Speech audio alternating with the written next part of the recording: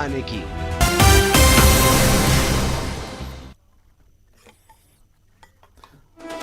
MP में विधानसभा की 28 सीटों पर उपचुनाव की आज हो सकती है घोषणा। दिल्ली में 12:30 बजे चुनाव आयुक्त की प्रेस कॉन्फ्रेंस। छत्तीसगढ़ की मरवाही सीट के लिए भी हो सकता है ऐलान। मरवाही से अमित जोगी होंगे। जोगी कांग्रेस के उम्मीदवार। राज्य बनने के बाद जोगी परिवार के पास सीट।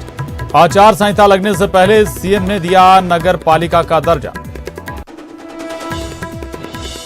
पंडित दीनदयाल उपाध्याय की जयंती आज। भोपाल में सीएम शिवराज और सिंधिया ने दी श्रद्धांजलि।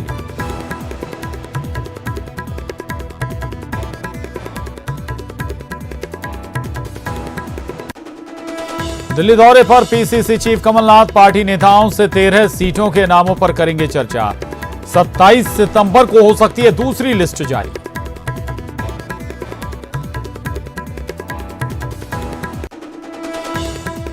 कृषि बिल के विरोध में किसान संघों का आज भारत बंद। बिल को वापस लेने की मांग। भोपाल में किसान मिसरोद थाने का करेंगे घेराव। छत्तीसगढ़ में वाम पार्टियों ने किया बंद का समर्थन। इंदौर में स्वैच्छिक लॉकडाउन की सबसे बड़ी पहल। कल से हर हफ्ते 2 दिन बंद रहेंगी 20,000 दुकानें। कारोबारियों का फैसला। 11 बजे से शाम 6 बजे तक खुलेंगी दुकानें।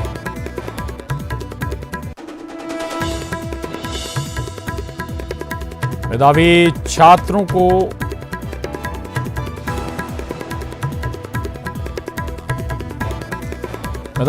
को सीएम शिवराज ने दिया लैपटॉप की राशि। 12वीं में 80% नंबर लाने वाले 40,000 से ज्यादा छात्रों को मिला लैपटॉप का पैसा। छात्रों के चेहरे पर दिखी खुशी।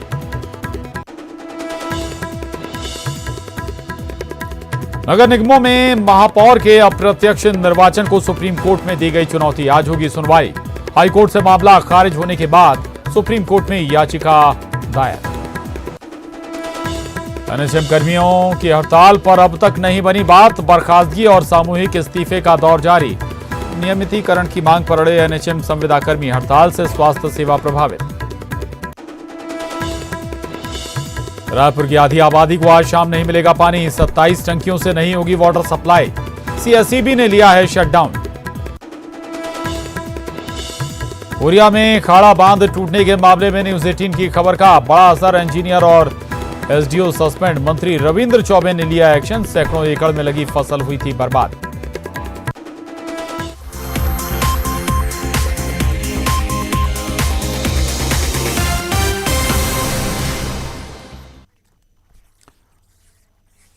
न्यूज 18 मध्य प्रदेश छत्तीसगढ़ देख रहे हैं आप और इस वक्त आपको दिल्ली लिए चलते हैं। पीएम नरेंद्र मोदी बीजेपी कार्यकर्ताओं को संबोधित कर रहे हैं। सुनिए। रास्ता है साथियों, किसानों की तरह ही हमारे यहां दशकों तक देश के श्रमिकों को भी कानून के जाल में उलझा कर रखा गया है। जब जब श्रमिकों ने आवाज उठाई तब तब उनको कागज पर एक कानून दे दिया गया। स्थिति ये थी कि निर्माण से जुड़े श्रमिकों के लिए एक कानून, खेत से जुड़े श्रमिकों के लिए दूसरा कानून, पत्रकारिता से जुड़े कामगारों के लिए एक कानून, फिल्म उद्योग के क्षेत्र में काम करने वाले श्रमिक साथियों के लिए अलग कानून। ऐसे अनेक कानून थे।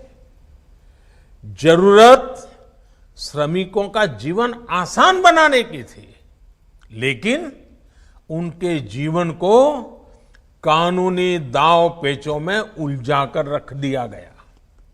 इस वजह से वो इंसाफ के लिए कोर्ट का रुख करते भी तो बरसों बरस कचहरी के चक्कर ही काटते रह जाते हैं। अब इस स्थिति को बदल दिया गया है। 4 लेबर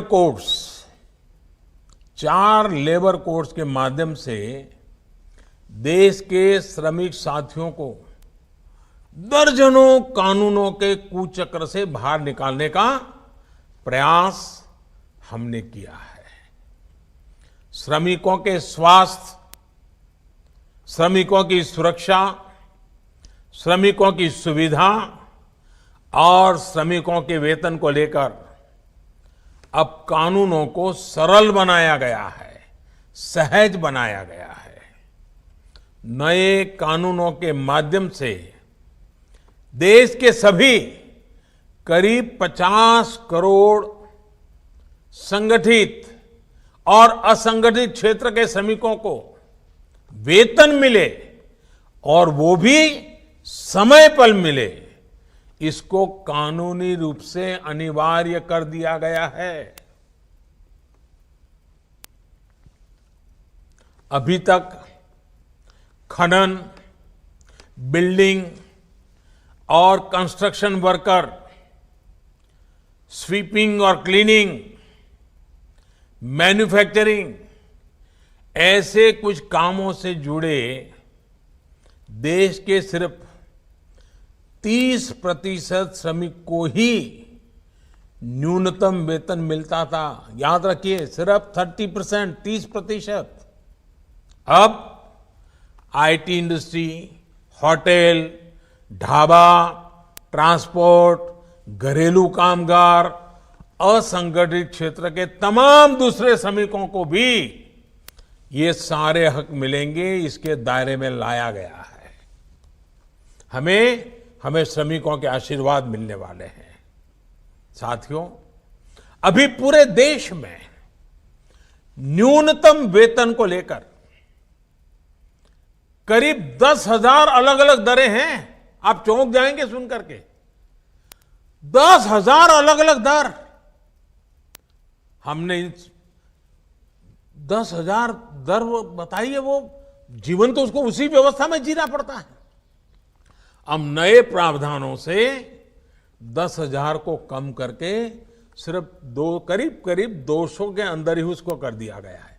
बड़ी मेहनत पड़ी है, लेकिन किया है।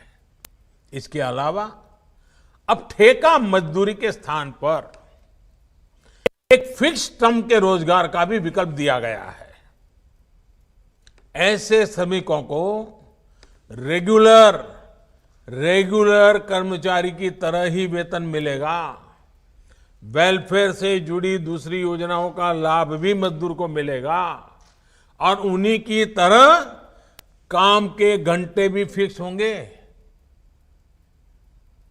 12 घंटे 10 घंटे मजदूरी करवा लेना, ये अब बंद होगा।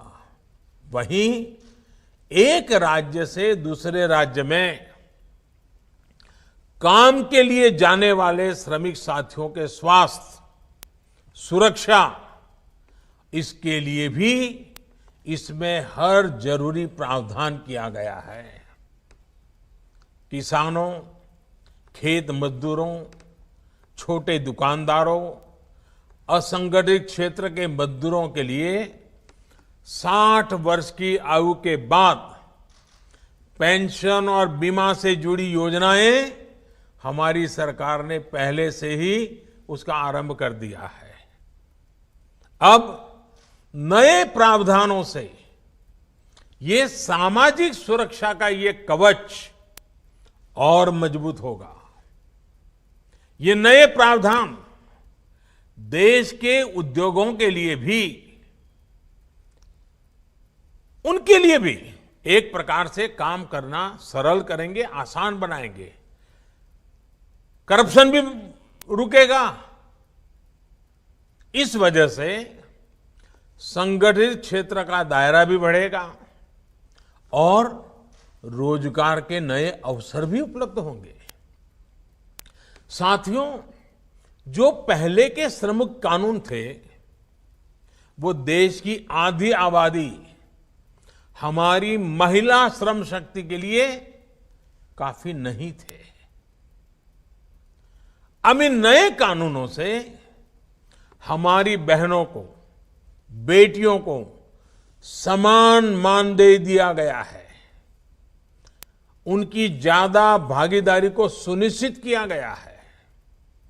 अब देश के श्रम क्षेत्र को भी महिलाओं के लिए पूरी तरह से खोल दिया गया है। साथियों, किसानों, श्रमिकों और महिलाओं की ही तरह छोटे छोटे स्वरोजगार से जुड़े साथियों का एक बहुत बड़ा वर्ग ऐसा था जिसकी सूद कभी नहीं ली गई। रेहड़ी पटरी, फेरी पर काम करने वाले लाखों साथी जो आत्मसम्मान के साथ अपने परिवार भरण पोषण करते हैं, उनके लिए भी पहली बार एक विशेष योजना बनाई गई है। ऐसे लाखों रेहड़ी पटरी वाले साथियों को बैंक से सीधे 10,000 रुपये का ऋण उपलब्ध कराया जा रहा है। ये सिर्फ एक मुश्त ऋण की योजना नहीं है, बल्कि इससे रेहड़ी पटरी वालों को इस तरह बैंकिंग सिस्टम से जोड़ा गया है कि अगर वो अपने छोटे कारोबार को आगे बढ़ाना चाहता है और बैंक के साथ उसका लेन देन बहुत बढ़िया ढंग से चल रहा है, तो आगे भी ज्यादा लोन दे सके, कम दरों पर कर्ज दे सके, ये व्यवस्था की गई है। ऐसे काम से जुड़े अनेक साथी गांवों को छोड़कर शहर पहुंचते हैं। उनको वहां आवास की बेहतर सुविधाएं प्राप्त हो, इसके लिए भी उचित किराए वाली आवास योजना बनाई गई है। साथियों, कोशिश ये है कि आत्मनिर्भरता के व्यापक मिशन से जुड़े हर कोई जुड़े, सभी को अवसर मिले, और यही तो दीनदयाल जी का सपना पूरा करने का प्रयास है।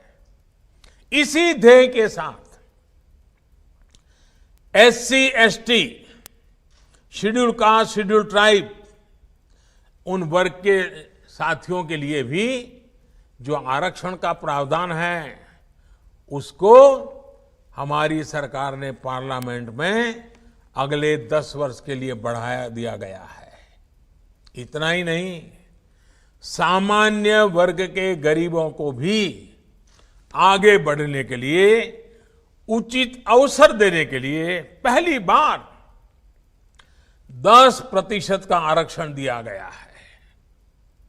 इन सुविधाओं का बहुत बड़ा लाभ समाज के एक बड़े हिस्से को मिल रहा है। साथियों, गरीब हो, किसान हो, श्रमिक हो, महिलाएं हो, ये सभी आत्मनिर्भर भारत के मजबूत स्तंभ हैं। इसलिए इनका आत्मसम्मान और इनका आत्मगौरव ही आत्मनिर्भर भारत की प्राण शक्ति है, भारत की प्रेरणा है। इनको सशक्त करते ही भारत की प्रगति संभव है। भाजपा की हर सरकार, चाहे वो केंद्र में हो या राज्य में, वो यही प्रयास कर रही हैं कि समाज के सभी को सही अवसर मिले, कोई खुद को छूटा हुआ महसूस न करें। साथियों, हमारा वैचारिक तंत्र और राजनीतिक मंत्र साफ है, गोलमोल नहीं है, और हमने उसको जी करके दिखाया है। हम लोगों के लिए राष्ट्र सर्वोपरि, नेशन फर्स्ट, यही हमारा मंत्र है, यही हमारा कर्म है।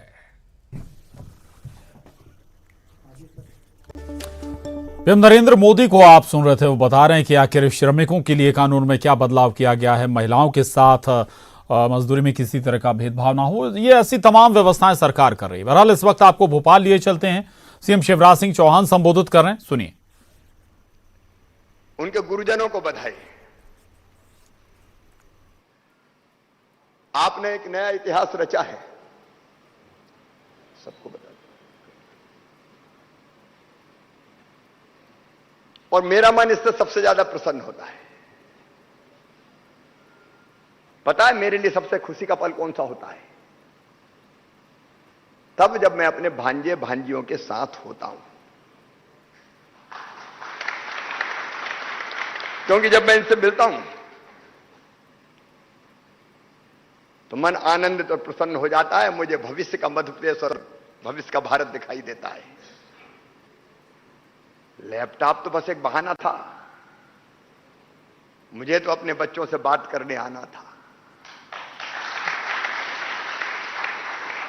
वो तो कोरोना ने रोक दिया, वरना आपकी मुस्कान ही मेरा ठिकाना था।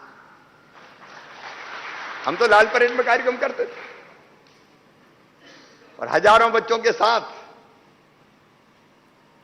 फिर फोटो का सत्र होता था, लेकिन कोरोना ने कदम बांध रखे। मेरे बेटे बेटियों, आप सबसे मेरा यह कहना है, मैंने कोशिश की सरकार बनाने के बाद कि पढ़ाई लिखाई में सरकार को सदैव आपके साथ खड़ा करूं। और इसलिए पाठ्य पुस्तकें निःशुल्क, दूसरे गांव जाए तो साइकिलें निःशुल्क, अलग अलग स्कॉलरशिप की योजना, संबल योजना में हमने तय किया कि मेरे प्रतिभाशाली बेटे बेटी जितने भी हैं वो अच्छे अंक लेकर 12वीं में आएंगे और उनका एडमिशन मेडिकल कॉलेज में, इंजीनियरिंग कॉलेज में होगा, आईआईटी में होगा, उच्च शिक्षण संस्थानों में होगा। तो उनकी फीस भी उनके माता पिता नहीं भरवाएंगे, उनका मामा शिवराज सिंह चौहान भरवाएगा, भारतीय जनता पार्टी की सरकार भरवाएगी। और जब तुम चिंता मत करो, तुम तैयारी करो। यह बात सच है कि योजना बंद हो गई थी, लेकिन इस बंद योजना को मैंने फिर से चालू किया आज पंडित दीनदयाल उपाध्याय जी के जन्मदिन पर। उनको हम प्रणाम करते हैं। देखो, प्रतिभाशाली बच्चों की मदद नहीं करेंगे तो कैसे कृष्ण कुमार जैसे बेटा आगे आ पाएंगे। इसलिए फीस भरवाने की व्यवस्था, और आज जो बच्चों ने कहा कि जरूरत पड़े तो कोचिंग करवाने की व्यवस्था, मैंने ये लैपटॉप वाली योजना शुरू की थी। पहले सीएम हाउस में हम कार्यक्रम करते थे, फिर बच्चों की संख्या बढ़ने लगी, प्रतिस्पर्धा भी बढ़ती चली गई, तो हमने लाल परेड में कार्यक्रम शुरू कर दिया। अब ये लैपटॉप प्रोत्साहन भी है। भाई, बच्चा अच्छा करे तो सवाल पैसे का नहीं है, सवाल हिम्मत बढ़ाने का है, पीठ थपथपाने का है। प्रेरणा भी मिलती है, मन उत्साह से भरता है कि चलो हमने अच्छा किया तो सरकार ने हमारा सम्मान किया, उससे दूसरे बच्चे प्रेरित होते हैं। यह प्रतिस्पर्धा जागती है कि अगले साल हम भी लैपटॉप लेंगे। पता नहीं ये योजना क्यों बंद कर दी गई थी, लेकिन आज से ये फिर योजनाएं सब चालू। और प्रदेश में जहां भी मेरे बच्चे मुझे सुन रहे हैं, मैं उनको आश्वस्त करता हूं, मेरे बेटा बेटियों, 2 लाख करोड़ का बजट है मध्य प्रदेश का, तुम्हारे लिए थोड़ी कटौती करेंगे, कमी थोड़ी आने देंगे। कोविड का काल है, परेशानी है, दिक्कत है थोड़ी, लेकिन उसके कारण बच्चों की पढ़ाई में बाधा नहीं आने देंगे। तुम तैयारी करो, आगे बढ़ो। और हमारी सामने प्रेरणा हमारी ये बच्चे हैं। देखो, एक बार मैं फिर दोहरा रहा हूं, व्यक्ति जैसा सोचता और करता है वैसा बन ही जाता है। कोई उसको रोक नहीं सकता, कोई नहीं रोक सकता। अगर हम सोचेंगे कि हम क्या है, हम तो हाल मास के पुतले हैं, हम तो गरीब घर में पैदा हो गए, हम क्या कर सकते हैं, तो फिर अपने मुंह की मक्खी भी अपन से नहीं उड़ेगी, दूसरा उड़ाएगा। लेकिन हम ठान लें कि दुनिया में असंभव क्या है। अगर बड़े बड़े काम सब हाल मास के पुतलों ने किए, तो दुनिया में कोई ऐसा काम हो ही नहीं सकता जो हम ना कर सके। पंडित दीनदयाल उपाध्याय इसका उदाहरण है। साधारण घर में पैदा हुए, पिताजी की मृत्यु हो गई, माताजी की मृत्यु हो गई, मामा के घर पढ़े, फिर मामा की मृत्यु भी हो गई, लेकिन हिम्मत नहीं हारी, पढ़ते रहे। अत्यंत प्रतिभाशाली विद्यार्थी थे, मेडल, गोल्ड मेडल प्राप्त किए।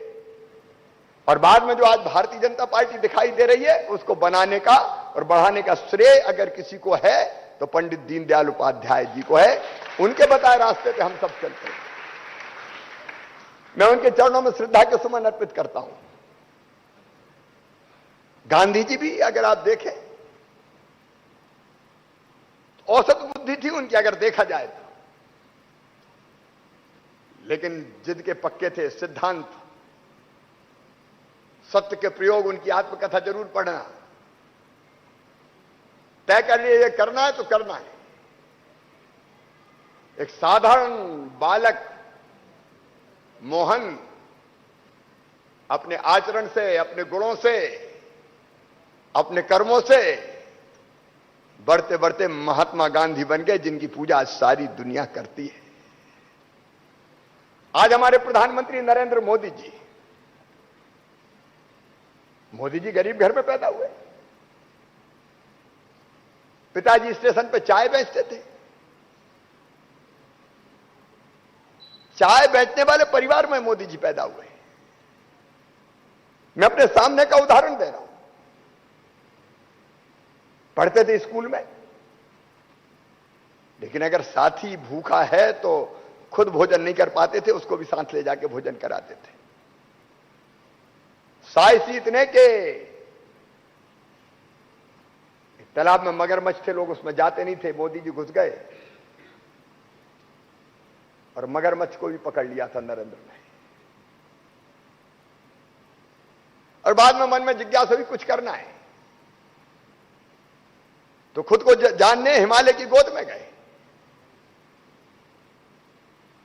वह तपस्या में लीन रहे और फिर सोचा अकेले तपस्या करके क्या करेंगे, जनता की सेवा भी करना और नए भारत का निर्माण भी करना। तो लौट के आ गए राष्ट्रीय स्वयंसेवक संघ के प्रचारक। और उसके बाद फिर उनको गुजरात का भारतीय जनता पार्टी के संगठन का काम दिया। मैं राजनीतिक बात नहीं कर रहा, मैं केवल उदाहरण दे रहा हूं। संगठन कौशल ऐसा कि भारतीय जनता पार्टी की जड़ गुजरात में ऐसी जमाई कि आज से 23-24 साल हो गए, सत्ता के बाहर कभी गई नहीं। और बाद में जब भूकंप आया, गुजरात में महाविनाश हुआ, तब उनको मुख्यमंत्री बना के गुजरात का भेजा गया। कच्छ और भुज इसका उदाहरण है कि भूकंप में जो गुजरात पूरी तरह कच्छ और भुज तहस नहस हो गए थे, नया कच्छ बना के खड़ा कर दिया मुख्यमंत्री के रूप में नरेंद्र मोदी ने। कैसे विनाश से उबार के विकास की नई इबारत लिखी जा सकती है, उसका उदाहरण कच्छ बना, भुज बना। और 2014 में भारत के प्रधानमंत्री बने। आज मन में गर्व होता है। कई चीजें ऐसी थी जो सोचते थे कभी हो ही नहीं सकती, लेकिन जैसे नरेंद्र ने कह दिया हो कि असंभव शब्द मेरे शब्दकोश में नहीं है। पिद्दी पिद्दी से देश आंखें बताते थे हमें। लेकिन आज चीन के सैनिक भी अगर भारत की सीमा में घुसने का दुस्साहस करते हैं, तो हमारे सैनिक उनकी गर्दन तोड़ के उनको चीन की सीमा में वापस धकेल देते हैं। एक नए भारत का उदय हुआ है। वैभवशाली भारत, गौरवशाली भारत, संपन्न भारत, समृद्ध भारत, शक्तिशाली भारत। ये 130 करोड़ का भारत आत्मसम्मान के साथ जिएगा, घुटने नहीं टेकेगा, स्वाभिमान के साथ सीना तान के जिएगा। और जो काम चल रहा है वो हमारे सामने है। साहसपूर्ण फैसले एक ने अनेकों क्षेत्रों में, दसों दिशाओं में भारत ने प्रगति की है। मैं इसलिए कह रहा हूं कि एक व्यक्ति साधारण परिवार में पैदा होकर असाधारण काम कर सकता है। और अपने सब भांजे भांजियों को मेरा यही कहना है, तुम्हें आगे बढ़ना है, बड़े काम करना है, किसी भी क्षेत्र में करो। कोई आईएएस बने, आईपीएस बने, कोई संगीतकार बने, कोई कवि हो, कोई साइंटिस्ट हो, कोई डॉक्टर हो, कोई प्रोफेसर हो, कोई इंडस्ट्रियलिस्ट हो। धीरू भाई अंबानी भी 500 रुपया जेब में रख के लाए थे, बताते हैं, मुंबई जब आए थे। मैं नहीं कह रहा कि किसी एक ही क्षेत्र में जाना है, अपनी रुचि और प्रवृत्ति का क्षेत्र तय करो और फिर तय करो कि आगे बढ़ना है। लक्ष्य तय करो, नंबर 1। लक्ष्य तक पहुंचने का रोड मैप बनाओ, नंबर 2। उस रोड मैप पर चलने का दृढ़ संकल्प करो, नंबर 3। और फिर जो तय करो उसका पालन करो, नंबर 4। अगर ये कर लिया तो तुम जो सोचोगे वो बन जाओगे। और बनना ही है अपन को। दुनिया में आए तो इसलिए थोड़ी आए कि रोते गाते झीकते जैसे तैसे जिंदगी काटना है। कुछ करने आए, करने भी केवल अपने लिए नहीं, अपने देश के लिए भी, समाज के लिए भी, दुनिया के लिए भी। मेरी शुभकामनाएं तुम्हारे साथ है। लेकिन भाषण देना आसान है, करना कठिन है। करने के लिए चाहिए अदम्य इच्छा शक्ति। एक बार एक शिष्य ने स्वामी रामतीर्थ से कहा कि मुझे भगवान के दर्शन करने हैं।